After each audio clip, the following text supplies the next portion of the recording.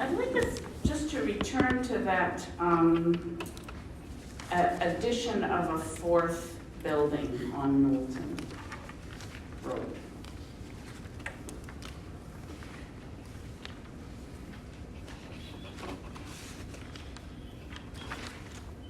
I should ask you a question because it's going to take a few minutes. Okay, fair Close enough. it up. It's actually a question for the CCU.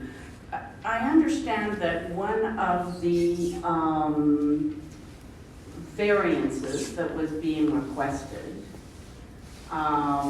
was concerned the minimum distance between the buildings. Now, there are already 3 buildings, correct, on that site. You were adding a 4th one. And one of, as I said, I think there were 3 or 4 elements to that variance, but one was, if memory serves me, shrinking the distance between those units from about 9 meters to about 4 meters, correct? Okay. So sorry. Yeah. So the reason is. You can't be heard if you're not in the. So Thanks. the reason is that the calculation of the width, because there are lockers, originally when the project was tabled, the lockers were to be built off the building, like not attached. However, in the construction, the lockers are now along that portion. Therefore, the calculation, technically it's not built any closer than it was originally adopted, but because they consider that the lockers are there, they measure to the lockers. But the derogation is more technical than in reality. If there were no lockers there would not be an issue with the distance. But those buildings are pretty close together. For sure. Okay. And when the CCU considers something like this, are they looking at, for instance, standard distances that are established in other towns? Do we establish that minimum distance of 9 meters? That's established by our bylaws, correct? Correct. Okay. And when that distance was established, is that established in comparison with what's done in other towns? For sure, yes. When the bylaws were adopted in 2013, let's say, there are some comparisons that are done. But if you calculate the true distance, why this particular project is the true distance, if you take out the sheds, makes the variance much less than it really is. Okay. Are those buildings sprinklered? No. Yeah, not sprinkled. What size does a building have to be in this town for it to be sprinkled, for a residential building? I'm not a specialist in that, if you'd like to make an access to information request, but just, so before the CCU gets the file, the professionals at the town say, look, does it meet, so the fire department would have looked at it, and for example, I remember a certain while back, there was a derogation that was to be presented, but the slope of the driveway was not conforming to the slope, and the fire department had issue with that slope, so the request was denied. So the professionals of the town look at the request, and if they raise a red flag, then it will get addressed before it comes to the CCU.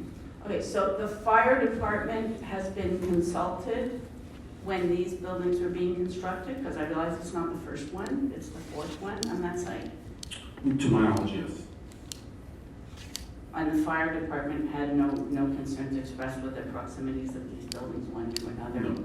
in a town where we don't have hydrants, unfortunately. Oh, yes, we do. There's a There's hydrant a right hydrant across the there? street, yes. Okay, all right, thank you very much.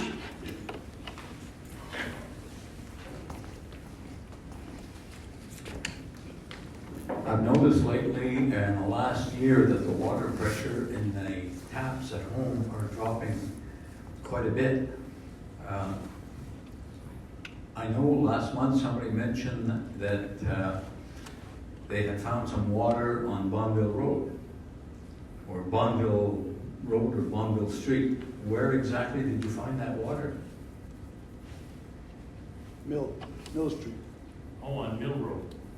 It's on Mill Road? Mill Road. Or it's not on Bonville? No. Oh, okay. Is this going to help improve the water pressure? Why is the water pressure dropping? Every year it's going down and down. That I'm not sure, The mic. Excuse me, yes, well, I'm not sure how to answer to that. We'll check and see if the water pressure has it. Have you checked with your neighbors to see if Yeah, it's... they're having the same They issues. have to? Yeah. Okay, it's noted, and we'll check with Marc-André Boivin. Is there any other questions? Where about on Beam? Pardon? Where on Beam Street? Is it at the end or at the beginning? Where? Middle. It's in the middle of Mill. It's at the end of the réseau, yes. At the end? C'est la fin du réseau, mais... Est-ce qu'il y a d'autres questions? I just wanted to, in support of the written question and comments that were submitted earlier by Madame Françoise Clément, there was a discussion about the state of that road, which I think, at this point, that stretch going towards Cowansville, it's not just inconvenient, it's not just the risk of damaging a car. I think personally, having driven that, and I know I'm not alone in that because I've discussed this with other townspeople, that's actually become a very dangerous stretch of road, particularly at night. I agree with you, Mr. Mayor, that the state of the main drag in Sutton is pretty bad, but nobody is going down that at high speed or going towards a hospital. And driving that at night now, I think, is actually extremely perilous. So, I understand that it is a provincial road, that's clear. But what can the town do to help ensure that the dangerous state of that road is addressed as quickly as possible? You mean the danger is concerning the potholes? Yeah, or- those are, calling them potholes doesn't do them justice, I think, at this Well, I point. mean, okay, we'll call them big potholes. They're extremely dangerous. Yeah. Extremely dangerous. Well, we'll address it with the MTQ and try to, we're in contact with the MTQ, Yeah. probably the Travaux Publics Yeah. are always in contact with them, probably every week or Yeah. every second week. And we'll reinforce the same thing, that you have to do something with it. Yeah, because. I know that in the past, they've asphalted sections, long sections, but again, it's not. It will last a couple of years instead of taking up the old asphalt and instead of digging it down and making it a good base and everything. They don't do that. They rather put a Band-Aid on it for a year, 2 years, 3 years, whatever it lasts, and then it comes back. But anyway, we'll talk to the MTQ again. I think anything we can do to escalate that, because I realize they've obviously got a lot of different projects competing for attention. I think anything Oh, we yes, can do I to understand. sensitize them to that. Because My this daughter is not any, travels that road 5 days Yeah, a week yeah. to go to Massey and back. yeah. I hear the same. It's not an thing, inconvenience, and she's it's not happy becoming about it dangerous, either. yeah. I know. Thank you. Especially when you get snow on the road and you don't see where the holes are, and then you really get a problem. We went down that one.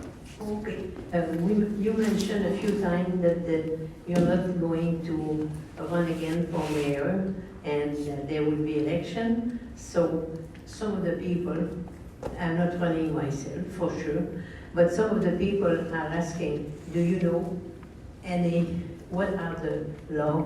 What are we supposed to do? When does it start? So is it possible to have the information either on the website or for the people that are interested to maybe become a councillor or mayor maybe? Well, I'll let Owen Falcaro talk in a minute, but getting back to me, I could change my mind, you never know. But You're welcome. yeah. Anyway, I'll let Owen Falcaro answer your question. Mais la période officielle pour porter candidature commence souvent au mois d'août. Mais d'ici là, à l'instar de l'Élection Québec, on va voir dans notre prochaine infolettre saisonnier, je pense qu'en mois d'avril ou mai, toute l'information de qui peut être un électeur, qui peut être candidat quoi faire pour être candidat, etc. Alors ça s'en est. Mais c'est déjà disponible sur le site du DGE. Ben, c'est sûr, sur le site Élection Québec, tout ça a été déjà disponible pour les gens intéressés. Mais on va faire notre communication pour la ville dans à peu près 2 mois. Et la pré-candidature que j'ai commencé en fin d'été. Ok, merci. Bienvenue.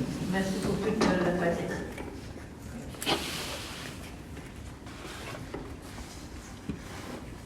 Last. The. Sir, I'm sorry, could you speak into the microphone? Because maybe hard to hear you. Thank you. The condominium that's being built right beside the liquor store, Yes. you've got on facing our main road in Knowlton, you've allowed storage lockers to be there, On the side, yes. but it's facing the main street. I find that offensive. Anyway, goodbye. Oh, well, maybe the whole building is offensive, of course, but, I mean, that wasn't in the, what do you call the DEO, the architectural section. There's 3 lots there that were, well, for whatever reason, they weren't included when the urban plan was adopted in 2013. And so we tried to work with the promoter. We tried to make them change certain things. I mean, you look at the SAQ, I mean, it was well done. Yes. And then you look at Dollarama, that's the other one that wasn't in the DEI, and that's where the problem is. But anyway, I understand your, The worst thing about it is when you come out of IGA store, it's right in front of you. that's right, yeah. I come out the second exit further down. So You don't want to see your mistakes. I don't see it yet. Not my mistake, I had nothing to do with it. Good night. Thank you very much, Mr. Greenall. Well, you were not- 2 Sundays ago, you were not the when last. we had the snowstorm, I noticed that the contractors who do streets in the town of Knowlton, or some sectors, all their streets were cleaned in the morning. Other parts where the town does the cleaning, we never saw the snowplow till about 3:30 in the afternoon. And what was the reason for that? I don't know, if I believe correctly, they had already plowed for 4 days and 4 nights. So the contractors, Well, the contractors don't come out like the town does. There's people on St. Paul's Road that come out, they come out once a day, and the rest of the time, so anyway. Alors, merci pour tout le monde qui sont venus.